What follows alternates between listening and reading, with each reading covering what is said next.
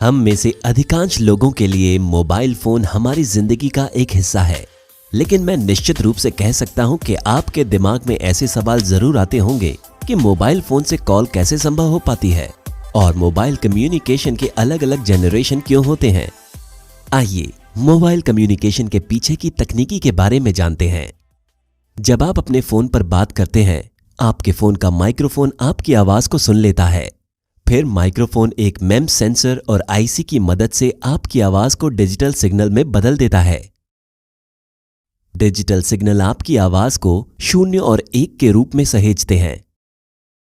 आपके फोन के अंदर स्थित एक एंटेना इन 0 और 1 के संकेतों को प्राप्त करता है और उन्हें विद्युत चुंबकीय तरंगों में बदलकर संचारित करता है। विद्युत चुंबकीय तरंगे 0 और 1 के संकेतों को संचारित करने के लिए एम्पलीट्यूड, फ्रीक्वेंसी, फेज या इनके संयोजन जैसे तरंग के गुणों को बदलता है। उदाहरण के लिए फ्रीक्वेंसी की बात करें तो 0 और 1 को क्रमशः लो और हाई फ्रीक्वेंसी के रूप में संचारित किया जाता है। इसलिए अगर आप इन विद्युत चुंबकीय तरंगों को अपने मित्र के फोन तक भेजने का तरीका पता कर लें तो आप एक कॉल कर पाएंगे। लेकिन विद्युत चुंबकीय तरंगे अधिक लंबी दूरी तय करने में सक्षम नहीं होती हैं। भौतिक वस्तुओं, इलेक्ट्रिक उपकरणों और कुछ पर्यावरणीय कारकों के कारण ये तरंगे नष्ट हो जाती हैं। वास्तव में अगर ऐसी कोई समस्या ना भी हो तो भी पृथ्वी के वक्राकार के कारण से तरंगे हमेशा अस्तित्व में नहीं रह सकती। इस समस्या का समाधान करने के लिए सेल्यूलर तकनीक का प्रयोग करके सेल टावर बनाए गए। सेल्यूलर तकनीक में एक भौगोलिक क्षेत्र को 8 पहलुओं वाली या अष्टकोणीय सेल में बांटा जाता है, जिसमें हर सेल का अपना एक टावर और फ्रीक्वेंसी स्लॉट होता है।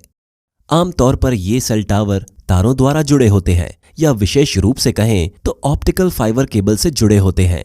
इन ऑप्टिकल फाइबर केबल्स को जमीन के नीचे या समुद्र में बिछाया जाता है ताकि राष्ट्रीय या अंतर्राष्ट्रीय कनेक्टिविटी बनाई जा सके। आपके फोन द्वारा पैदा की गई विद्युत चुंबकीय तरंगे आपके सेल में स्थित टावर को पहुंचती हैं और वहां उन्हें उच्च फ्रीक्वेंसी वाली लाइट पल्स में बदल दिया जाता है। इन लाइट पल्सेस को टावर के आधार में स्थित बेस ट्रांसीवर बॉक्स में सिग्नल प्रोसेसिंग के लिए भेजा जाता है। प्रोसेसिंग के बाद वॉइस सिग्नल को गंतव्य टावर तक भेजा जाता है। गंतव्य टावर में पल्सेस प्राप्त होने पर गंतव्य टावर उन्हें विद्युत चुंबकीय तरंगों में बदलकर बाहर प्रसारित कर देता है और आपके दोस्त का फोन उन सिग्नलों को स्वीकार कर लेता है। ये सिग्नल फिर ठीक उल्टी प्रक्रिया से गुजरता है और आपका दोस्त आपकी आवाज को सुन पाता है। इसलिए ये सच है कि मोबाइल कम्युनिकेशन पूरी तरह वायरलेस नहीं होता। इसमें वायर वाले माध्यम भी प्रयोग में लाए जाते हैं। इस तरह मोबाइल कम्युनिकेशन को अंजाम दिया जाता है। लेकिन एक और बड़ी समस्या है जिसका हमने अभी तक जानबूझकर जवाब नहीं दिया है। मोबाइल कम्युनिकेशन केवल तभी सफल हो सकता है जब टावर सिग्नलों को आपको आपके दोस्त के फोन पर भेजे। लेकिन आपके टावर को कैसे पता चलता है कि आपका दोस्त किस सेल टावर के क्षेत्र में है? वैसे इस प्रक्रिया के लिए सेल टावर को मोबाइल स्विचिंग सेंटर से मदद मिलती है। MSC सेल टावरों के समूह का केंद्रीय बिंदु होता है। आगे बढ़ने से पहले आइए MSC के बारे में बेहतर तरीके से समझाते हैं।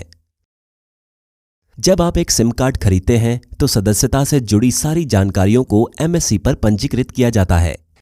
ये MSC आपका होम MSC होता है। होम MSC सर्विस प्लान आपकी वर्तमान स्थिति और आपकी गतिविधियों की स्थिति जैसी सूचनाएं संग्रहित करता है।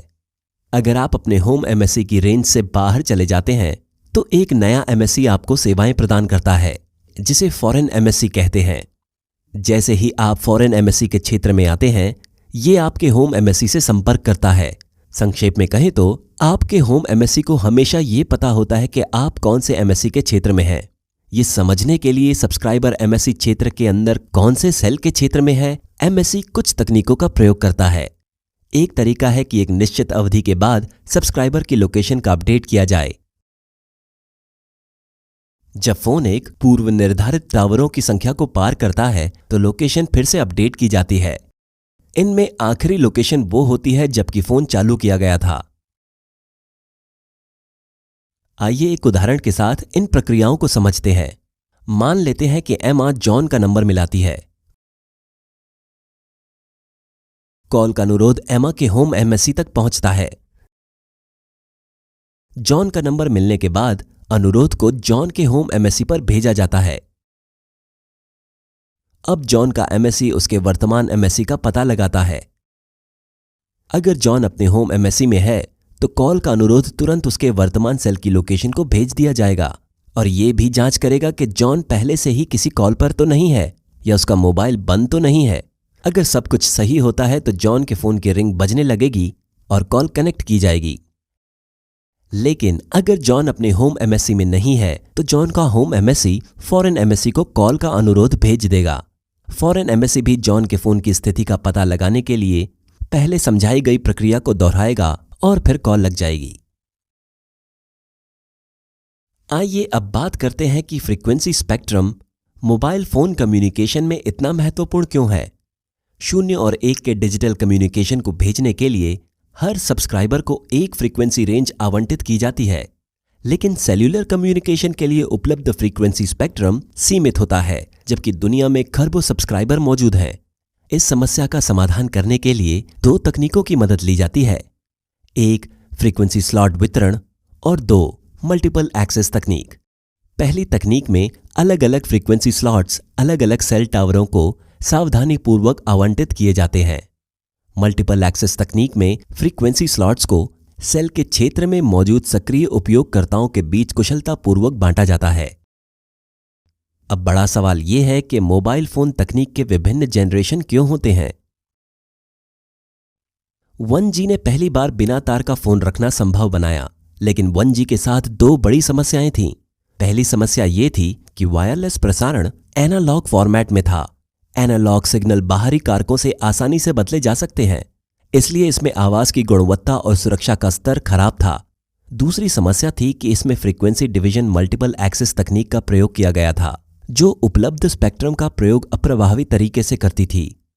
इन्हीं कारणों से मोबाइल कम्युनिकेशन की दूसरी पीढ़ी का मार्ग प्रशस्त हुआ। 2G में डिजिटल मल्टीपल एक्सेस तकनीक का प्रयोग किया गया, जिसे TDMA और CDMA तकनीक कहा गया। दूसरी जनरेशन में एक क्रांतिकारी डेटा सेवाएं SMS और इंटरनेट ब्राउजिंग भी लाई गई।